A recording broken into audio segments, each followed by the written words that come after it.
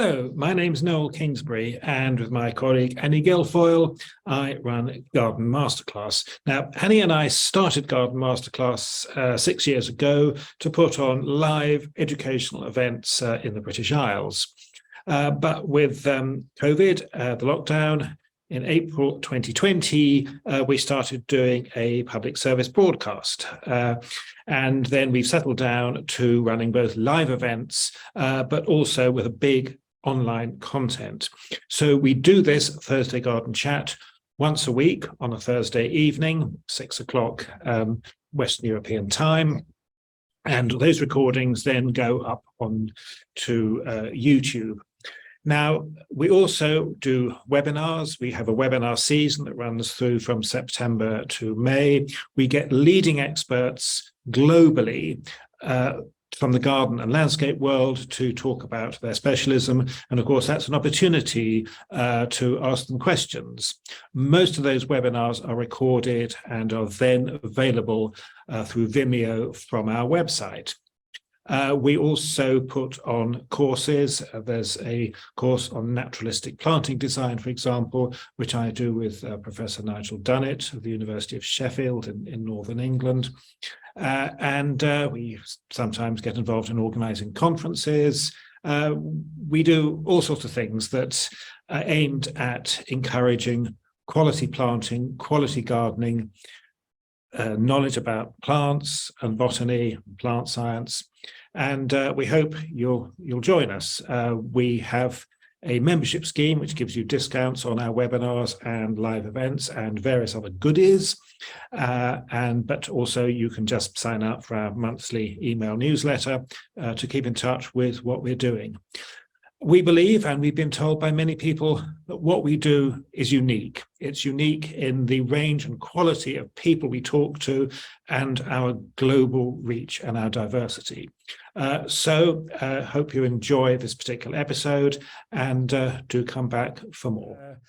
Let's go over to Angela in the Netherlands, who we've known for a few years now. She's organises events, educational events for garden designers, and she's helped us run a couple of events in the Netherlands, and no doubt will help us do more. This is one of our Desert Island Gardens series, the idea being that these are the gardens. We asked people to select 5 gardens they would fantasize about if they got stuck stranded on a desert island. And the idea is copied from BBC Radio 4, which has had a very long-running season, and I think we're talking probably half a century here, something called Desert Island Discs, which is the music you would think about if you were stranded on a desert island. So the idea is to get people to focus on what are their favourite gardens and why that is, and to wax lyrical about them. So I think, Angela, first of all, what got you into gardening and garden design? I don't know. As a child, I was always busy with plants and drawing and making things. And when I got older, I kind of lost touch. So I studied history of art. Oh yeah. But during my studies, I did do history of garden art, or garden history, as it were. So, and when I bought my house, I was challenged by my husband to design the garden. Because I was always busy with plants and stuff. So he challenged me, and we ran into this contest, design your own dream garden. So I did. And I sent in the design and the planting plan. And after a few months, I got a call that I won. So that was fun. And then the choice was either the original prize of then, I mean, we're talking 97, the price of 5,000 guilders, yeah, or a television program could come by and make the garden. yes, And that's what we, Right. what they did. yes, So that was fun. And the garden ended up in a book about perennials. And a few years later, when I had to decide kind of what to do with the rest of my life, I thought, well, this is something that really made me happy. So yeah. I went back to school, really. Yes, yes. Yeah. And that's when I started designing gardens, and that was 2006. And I just dived in, so to speak. Yes, yes. Yeah. Great, great, good. Yeah, I didn't know about your winning that competition. Right. Oh, you didn't? Okay, No, didn't tell you that. no. Okay. Great. Okay, so do you want to share screen and we'll launch into your? Yeah, let's try. I know it's been very difficult for you to make these decisions. Yeah. Yes. So, well, that part we've already done. Well, this is just a little bit of me. On the left is a large garden I did a few years ago.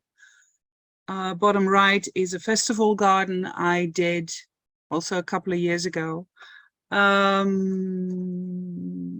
you mentioned, I organize what we call the canteen talk, inspirational evenings for colleagues in the green.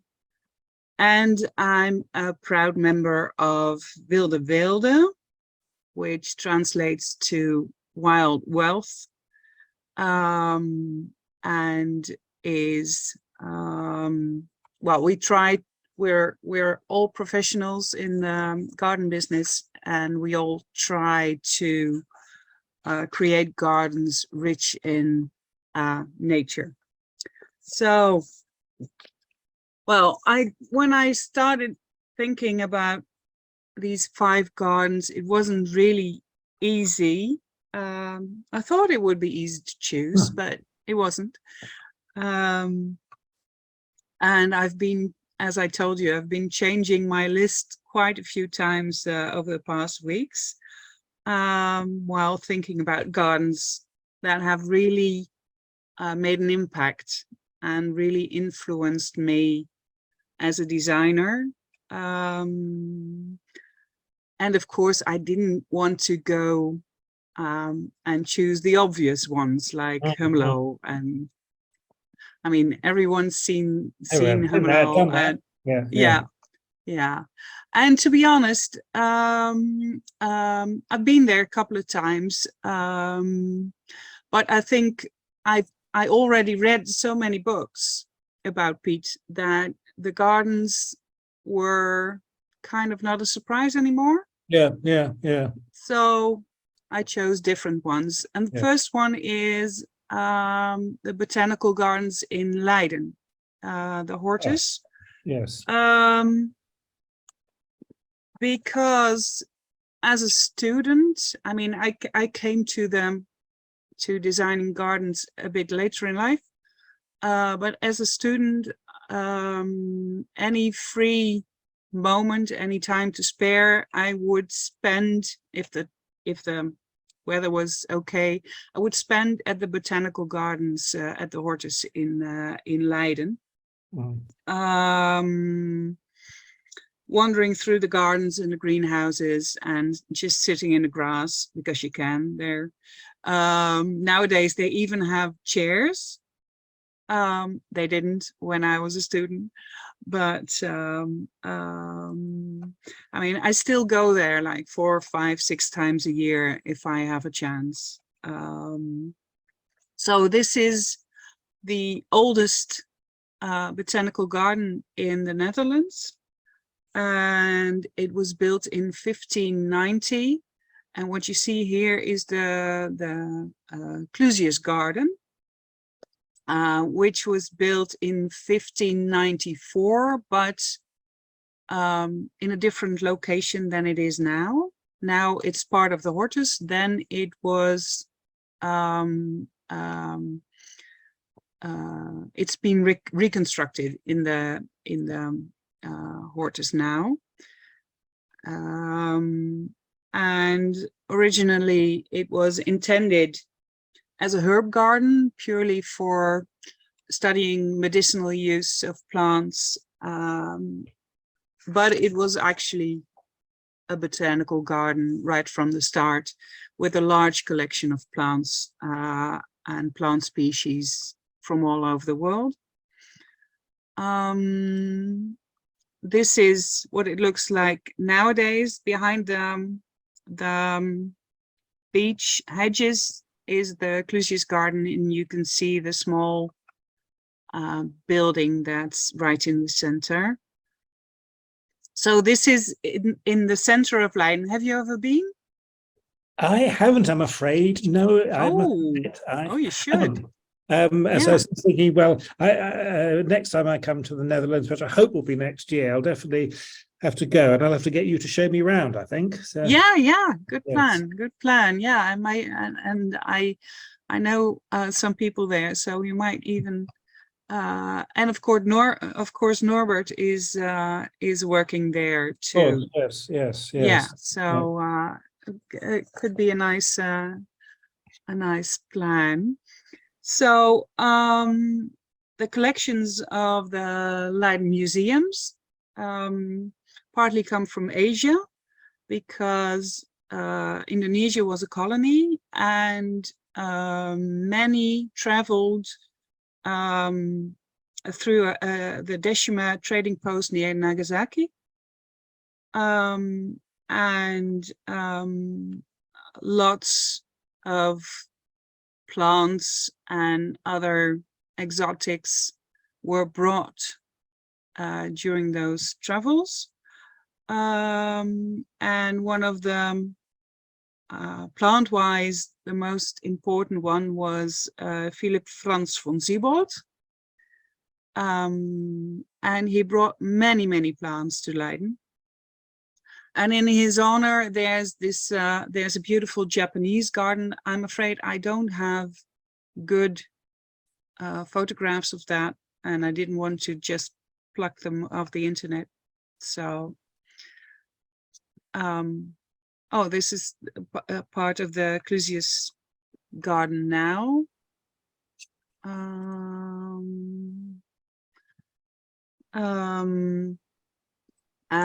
So there's a beautiful Japanese garden built by or created by a Japanese architect, Professor Nakamura. And a few years ago, in 2015, so well after my student years, they built a Chinese herb garden, which is quite a beautiful place. So there's a lot of Asian links.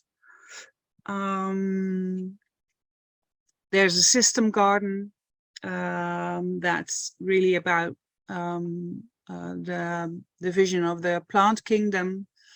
And a few years ago, they had to change it all because of all the new DNA knowledge and the new way of putting plants in different families. So there's a rosarium. There's quite a few botanical gardens that had to do a lot of digging up and moving around those orders. Yes. Yeah. And I know a lot of growers who kind of refuse to use the new names. Yeah, so the rosarium, where they have quite a few extraordinary rose species, maybe not the same as the ones that were there in Clusius times, but still well worth looking at. There's an extensive, that's the word, fern garden, quite close to the, these are just some pictures, not necessarily the fern garden, near the observatory, which is in Leiden too. So I think the Hortus has, I think maybe even the most extensive collection of winter hardy ferns now in Europe. So, and of course, all kinds of collections in the greenhouses, carnivorous plants, tropical crops, orchids, and of course the famous Victoria Amazonica. And they can all be found at the Leiden Hortus.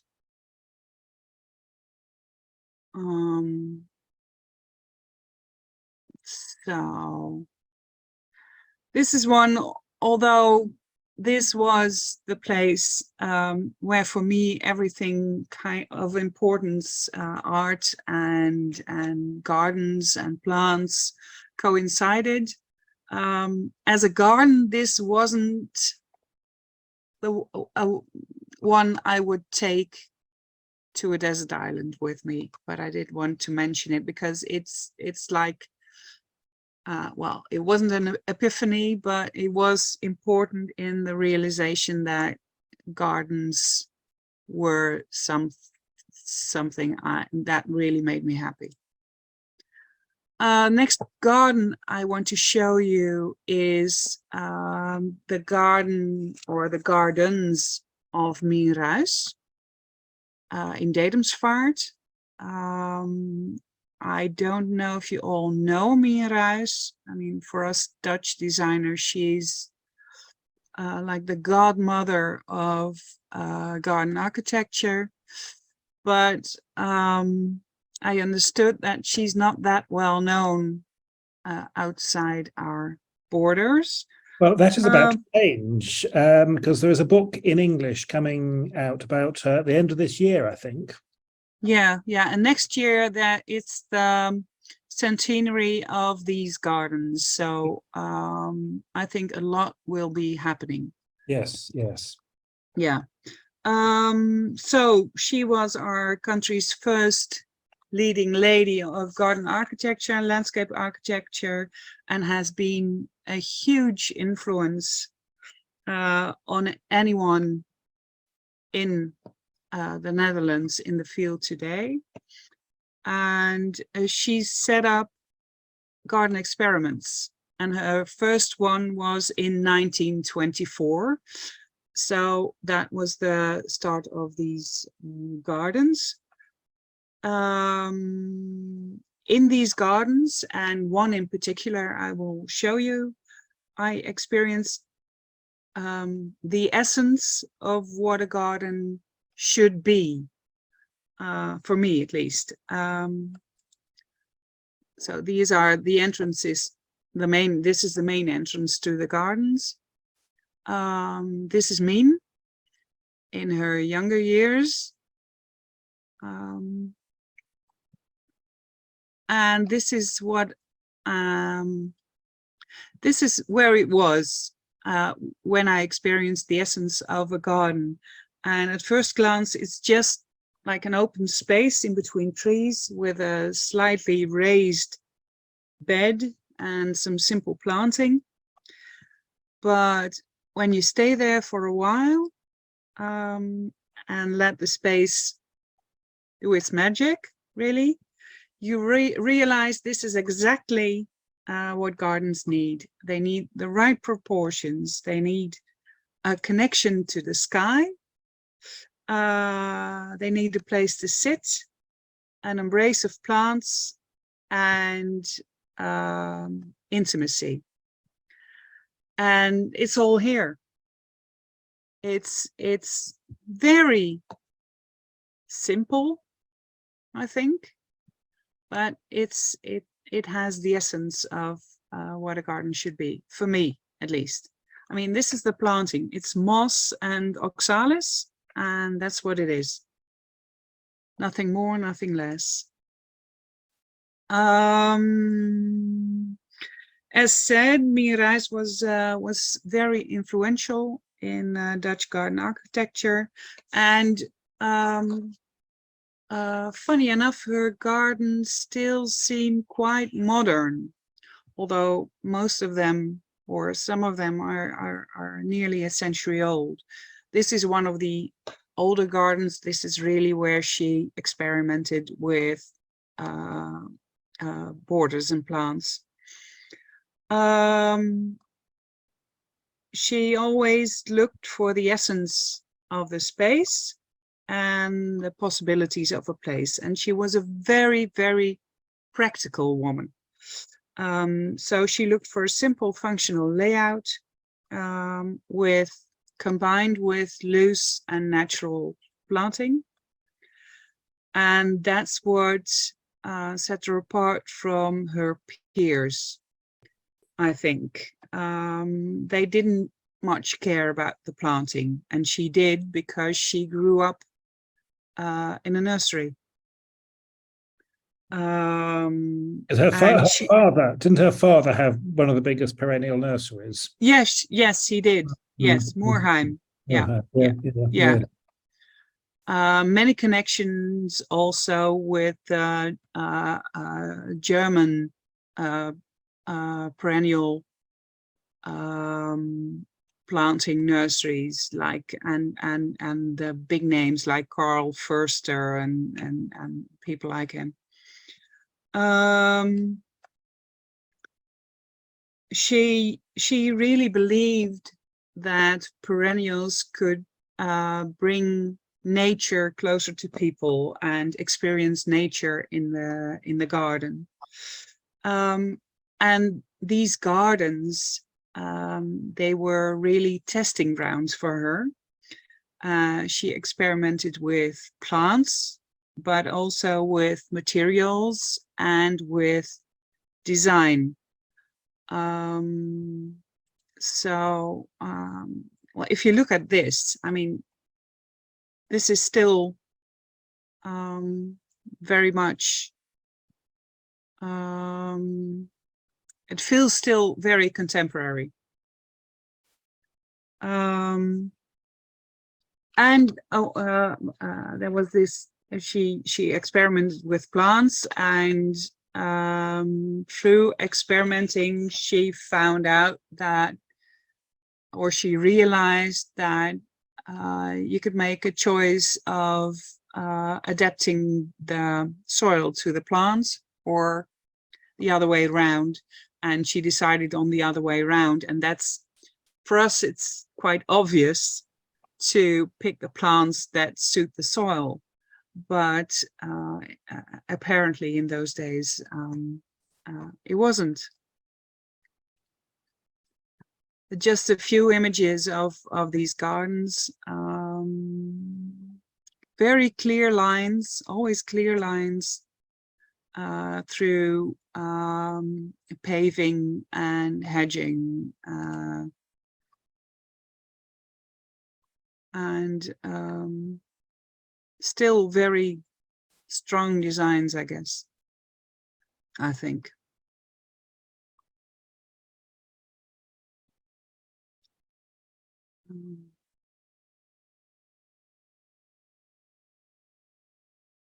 And what she also did was design some, what does she call it? Confection borders. So you could just get a list of plants that would suit the soil, your soil, and would be nice together, and just tell how many square meters you wanted, and that's what you would get.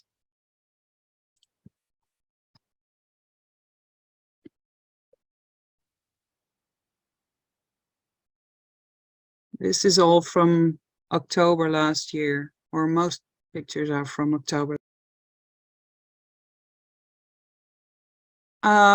She was kind of the inventor of the concrete paving with pebbles.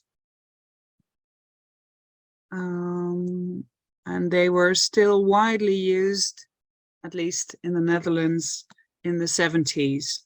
Very popular. Nowadays, everybody's getting rid of them, but yes, that's part of the trouble about being ahead of everyone else. Eventually, a lot of your ideas become cliches. yes, And then the next generation then rediscover them. I mean, I think perhaps some of the materials people have got tired of, but there's a timelessness to these clean lines and this contrast between the clean lines and the planting. Yeah, and I think that's something that you can still see in modern day garden designs. So the next garden or park really I would like to show you is Parc Citroën in Paris. I'd only just started my my first garden design course when I met up with a friend in Paris.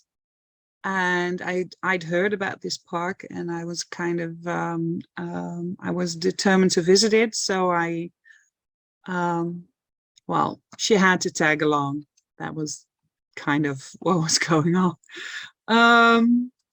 And this was my first encounter with I think even more modern contemporary garden and landscape design. With conceptual thinking about gardens and parks, and more of a way of intermingling architecture and garden design. So it's a public park in Paris. It was opened in '92. On the site of the former factories of the Citroën cars.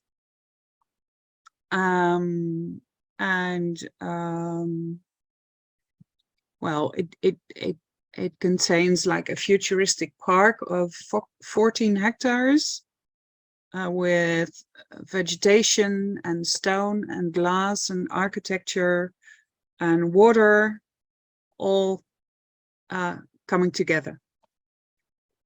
Main architects of the park are Gilles Clément and Alain Provost.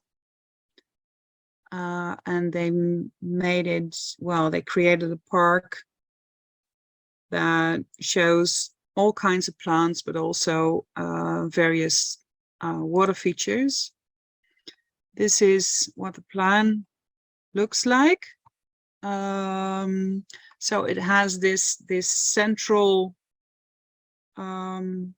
large lawn with a diagonal path, and it also has some smaller gardens that all have like a color theme.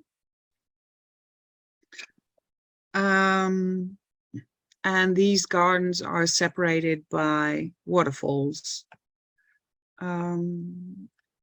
It is all sloping towards the Seine, and I must say, there's a balloon in the plan that I haven't actually seen because I've been there in, I think it was February, so it wasn't there. But I'll just show you some a lot of playing with lines and diagonals and repetition and rhythm.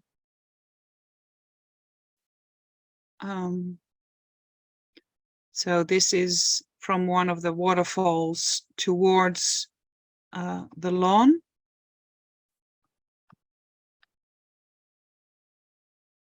And it's like it's not far from the Eiffel Tower. You can walk from here to the Eiffel Tower, I think, in about 15 minutes, something like that.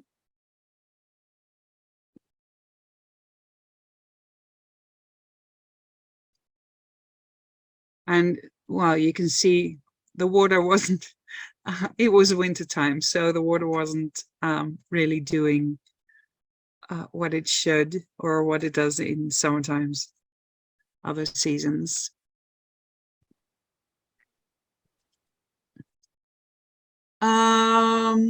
Next garden is the Wilde Wilde garden at the Floriade 11 years ago.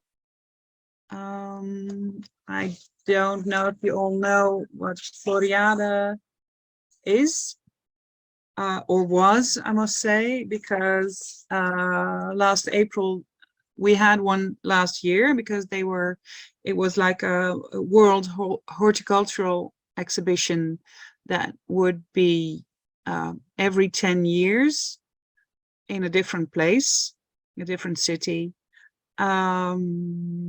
But I think all of them were kind of financial disasters.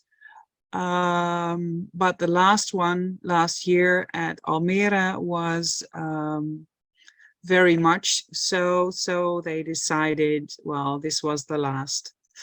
But Wilde Wilde Garden at Floriade Venlo in 2012, the overall theme of this Floriade was Cradle to Cradle, which was at that time something that was still quite newish, I think. The park consisted of 5 different themed areas separated by woodland, and they all had their own decor and program and activities. I went to see the Floriade together with quite a large group of garden designers, and we were shown around by a few designers who made the master plan and made some of the show gardens, and also a grower who was specialized still in prairie planting. I don't know if you know him, Laurens Lagerschaar. Oh, I don't. No. No? No. Oh, he's an interesting guy. Yeah. He's very much experimenting with plants and plantings, and also looking into native plants now. Right. Interesting. Mm-hmm. Yeah. So one of the many show gardens was quite different in the sense that it felt more like a natural and naturalistic environment than most of the others, and was built using reclaimed materials in a very creative way. The garden was designed by Jasper Helmantel, you know him, with the help of several other members of Wilde Wilde. So it was kind of an eye-opener for me, showing that wild plants, native plants, can also make a beautiful garden. A garden should also be dedicated to serving wildlife, and materials don't all have to be new and shiny and trendy to make a place feel like a great garden. And in fact, this felt much better than some of the other quite slick gardens seen elsewhere in that park. So I will show you some pictures. So there was a reclaimed concrete slabs they used as stepping stones, but also to build this huge wall. The sails that are used as a roof here were reclaimed from lorries, and well, they used all kinds of materials. A lot of native planting. And a lot was done to accommodate bugs, insects. So the benches were, they could open, and you would see like living space for all kinds of small animals. And it was a big success. They got a gold medal, and last year Wilde built another garden at Floriade, and it was a big success, showing the public what can be done with reclaimed materials and working with nature instead of trying to make nature fit into the matrix of our desires, however strange sometimes. So this was just another fun bit where they used all kinds of materials. There was even a part, it's not in this picture, but there were even some shoes mixed in with all the materials. And they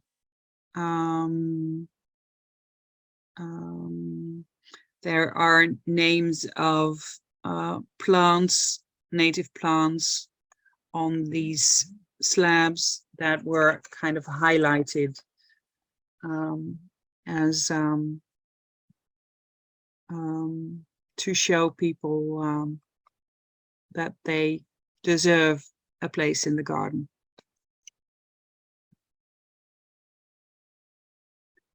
So next is Luc Engelhardt's garden. And Luc Engelhardt is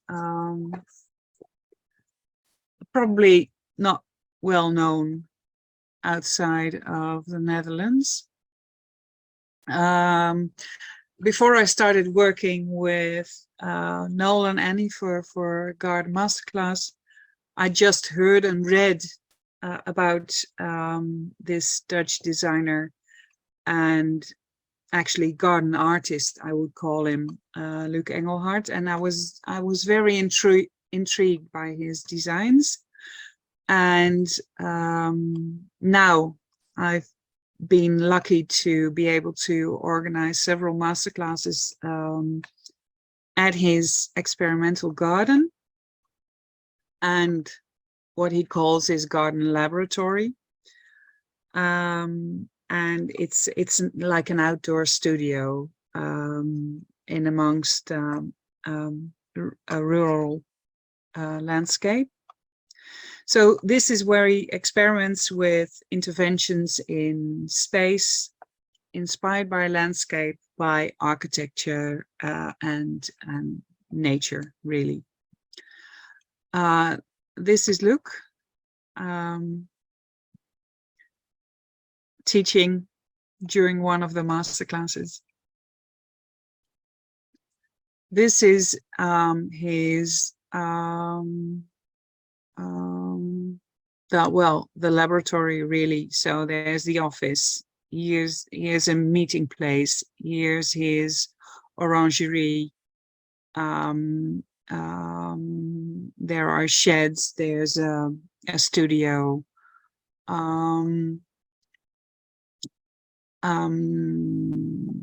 And this is the house he built, which is now sold and not his anymore. Well, this is the layout of everything. So this is the entrance to the office, where he has Well, with Luke, I think it's all about experimenting with materials, with proportions, with discovering what a place needs and adding a little surprise. And it's also about slowing down, because when you enter his office, you need to slow down for the steps, because there's gaps in between, and you kind of slow down without realizing. He's very much inspired by land artists like Andy Goldsworthy, but also by the architecture of the Bauhaus movement.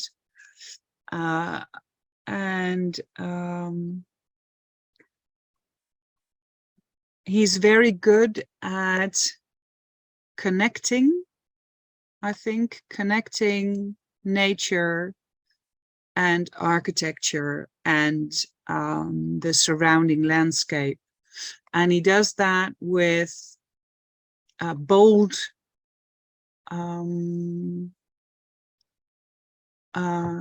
what's the word? Bold gestures, I think. Yeah. Using very much, he likes materials that have that feel strong, like concrete and iron and things that have a kind of a roughness to them. So I'm just showing you some of the special things in his garden. This is the orangery, where he made this concrete floor and organic forms that kind of flow out of the orangery, the greenhouse. This is in front of his office.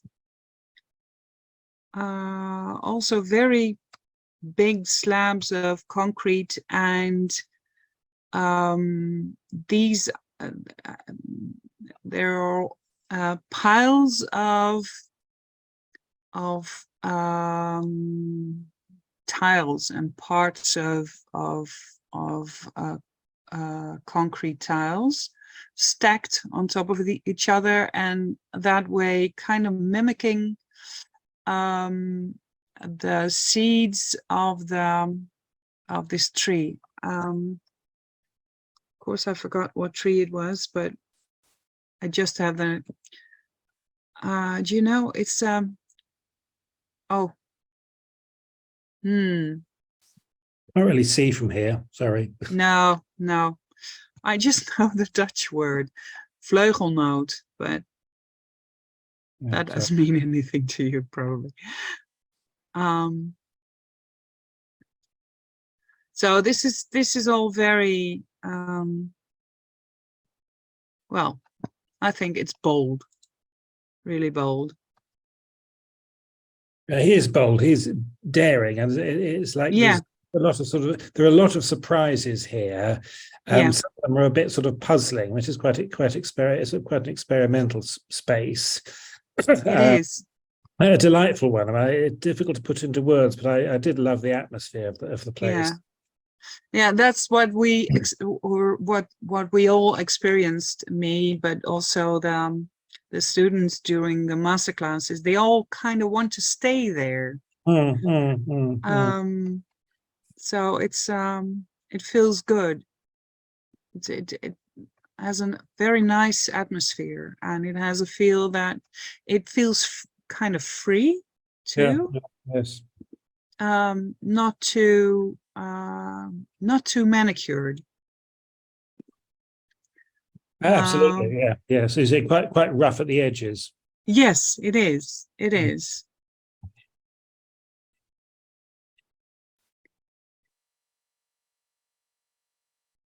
And well, here is a perfect example of the connection with the surrounding landscape. I mean, it's all flat and grass, but it's all kind of part of the garden.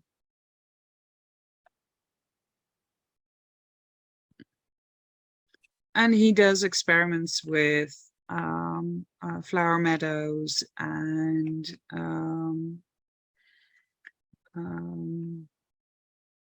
plants and trees. He told us that he liked to go to tree nurseries and get the crooked ones, the trees they wouldn't be able to sell anyway, and try and use those because they were less obvious and more also another bold move. Mm-hmm. And this is, I think, in its simplicity is brilliant. Using the slope and kind of making big steps. And this is kind of a border you would have to cross, but would also take you to the water. And so he's connecting different parts.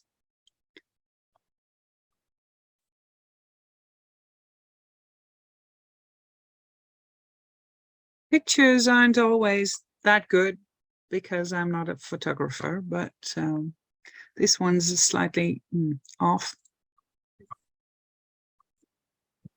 Oh, this And ball, these, yes, I remember they're quite scary. That. well, it seems scary, but it's very sturdy. I mean, but it has this very nice way of taking you to the landscape. It's aligned to the landscape that's over there.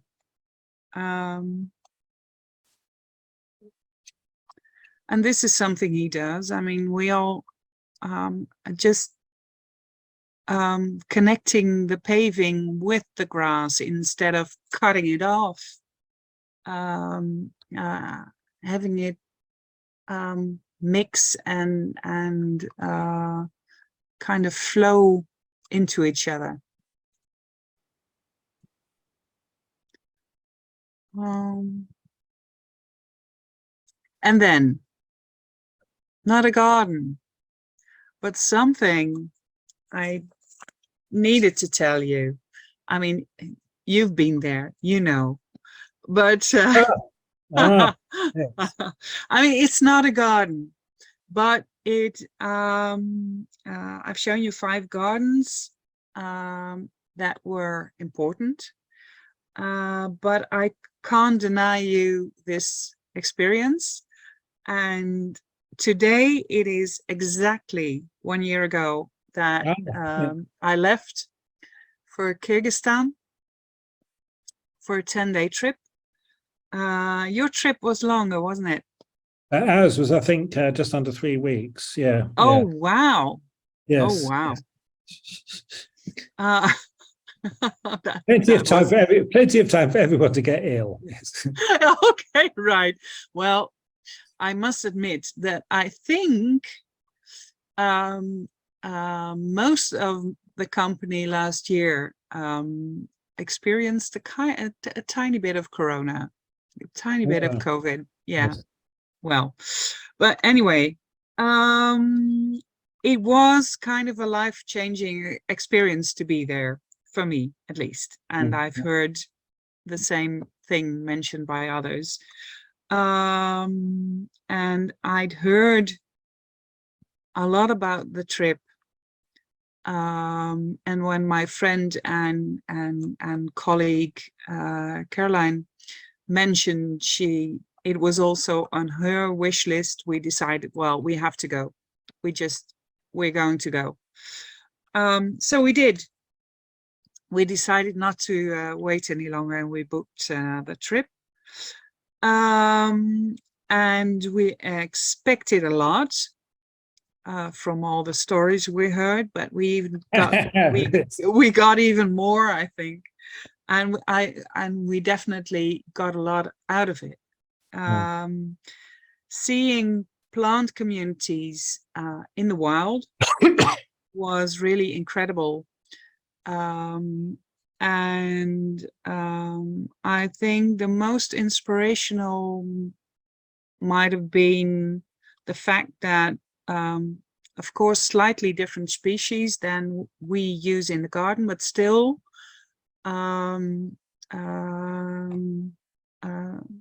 plants we are accustomed to using in our planting plans, and they were growing there spontaneous and in wild and at the step plantings. I mean, if you see this, I mean, this could be Nigel done it, couldn't it?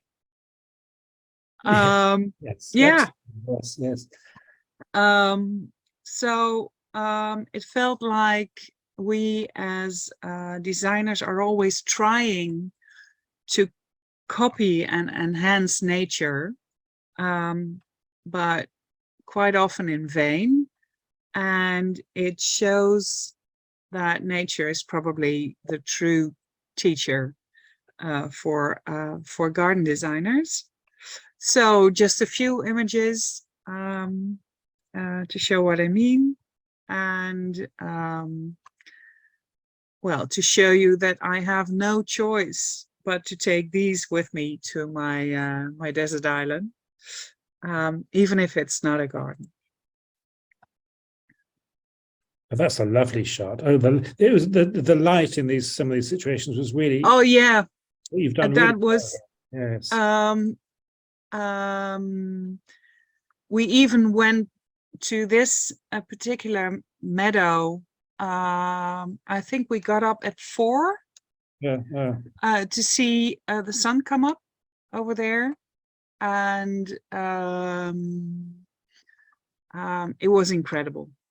It was incredible. And well, this is like huge amounts of phlomis. The Eremurus was amazing on the rocky slopes, and we were lucky enough that they were exactly in bloom when we were there. The more alpine planting was very interesting. This was close to a river, a small river, but with very different planting, and you could follow the line of the water through the landscape by looking at the planting. It was wonderful.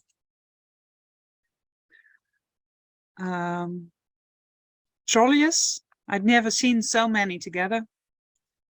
I mean, they look like buttercups, don't they? Wonderful. And the Pyrovskia and Clematis that were growing near Isikul, near the lake, under very harsh conditions. So that's the planting. The book. Yes, the book we allow you to take. Oh, it's Norbert's. Yes, it's Norbert's, and I'll tell you why. Because I was just wondering when I mean, as I told you before, when I buy books, my husband says, "Oh, more insulation, more paper to cover the walls." So I think maybe the book was really the hardest to choose.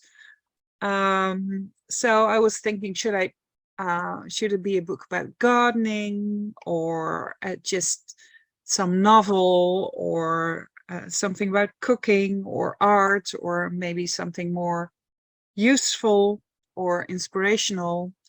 So, or should it be a book that would keep me occupied a little longer, and I would be tempted to read it over and over again?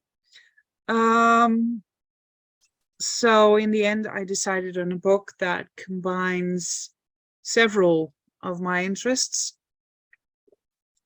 and is written by someone I've been lucky enough to get to know, and who's been also has been the ambassador of my festival, one of my festival gardens, show gardens. So the book is called Botanical Revolution, The Plant Theory of Charles Darwin, and is written by Norbert Peters, who is a botanical philosopher. Unfortunately, there's no English edition yet.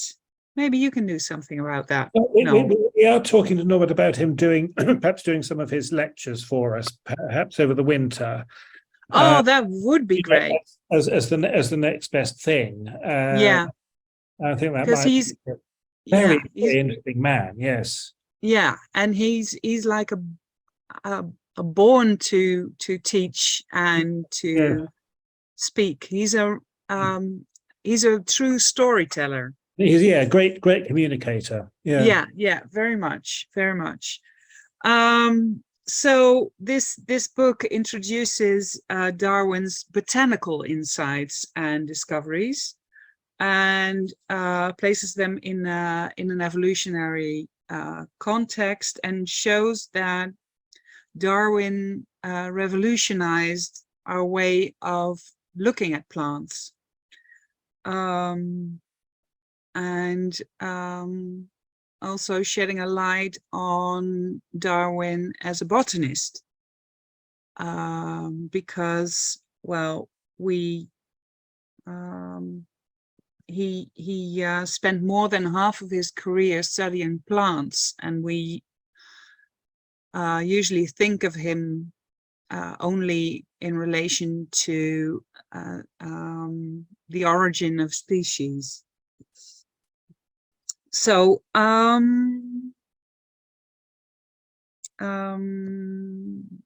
well, he was the first one to actually discover the meaning of orchids and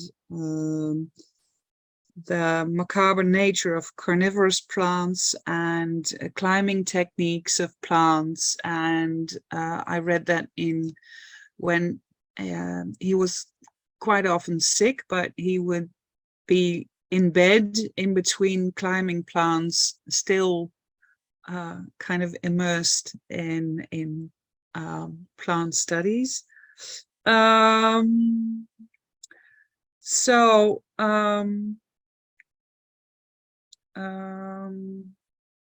Darwin's botanical findings really left their mark on our plant biology to this day.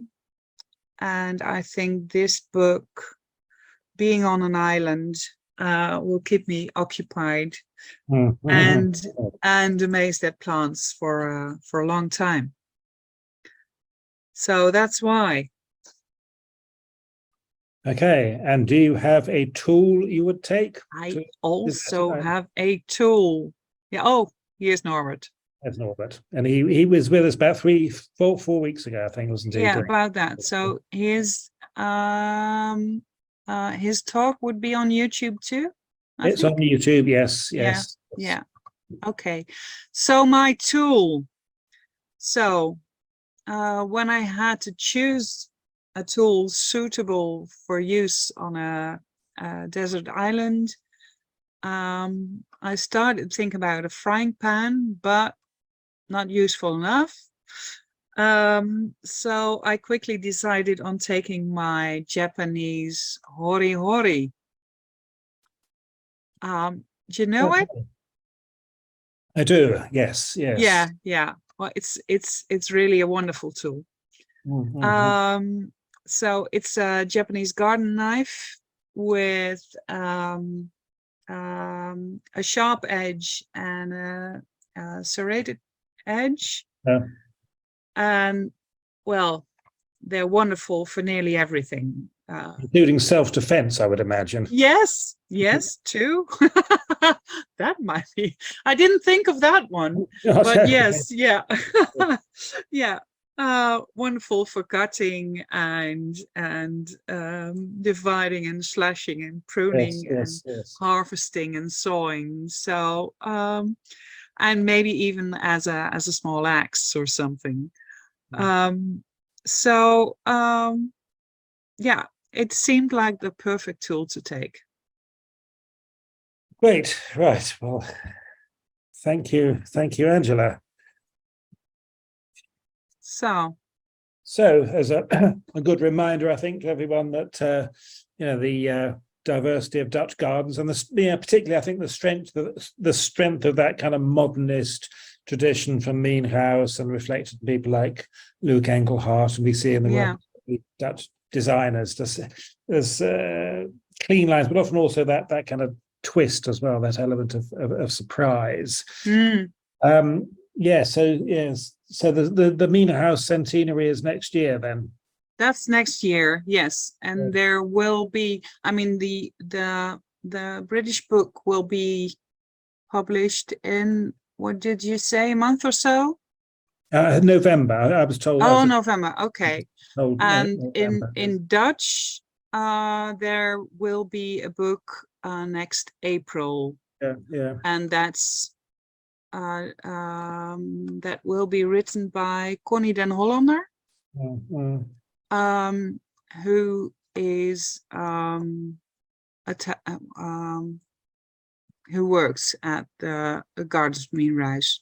Yes. So she knows a lot about Mean, and the first time I was there, Meanreis was still alive. Oh, yeah. So that was, and she was wheeled around in a wheelchair, still looking at the garden and making remarks. And yes, she was. Yes. Yeah. Yes, what a strong character. Yes. She was very, very interesting character. Very interesting. And historically, I think very, very important. We are sort of toying with the idea of doing perhaps a garden masterclass tour next year.